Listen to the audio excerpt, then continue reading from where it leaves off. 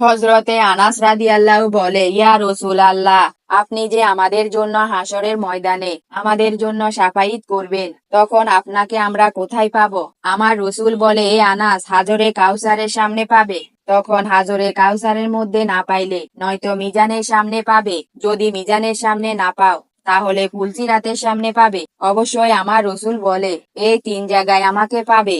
তখন আমার রসুল আমাদের জন্য ব্যস্ত থাকবে। বাকি সকল 1,24,000 নবী রসুল ইয়া নাফসি করবে। শুধু আমার প্রিয় নবী আমাদের জন্য ইয়া উম্মতি করবে। আর আখিরি নবীর উম্মত যারা হইছে, তাদের জন্য আল্লাহ রব্বুল আলামিন স্পেশাল ভাবে বাজেট রেখেছে। তো আমরা কিভাবে বাজেট পূর্ণ করব এবং কিভাবে পাবো? অবশ্যই আল্লাহর রাস্তায় আমাকে চলতে হবে। আর আমি যদি ইহুদিদের মতো চলাফেরা করি, আমার রসুলের শাফায়াত কি পাবো? অবশ্যই পাবো না। চলুন সকল মুসলমান ভাই বোনেরা এখন থেকে ভালো হয়ে যায়, 5 ওয়াক্ত নামাজ পড়ে যায়। এই পবিত্র রমজান মাসের উসিলায় আল্লাহ রব্বুল আলামিন আমাদের সবাইকে হেদায়েত দান করে এবং ইসলামের কাতারে আমাদেরকে কবুল করে।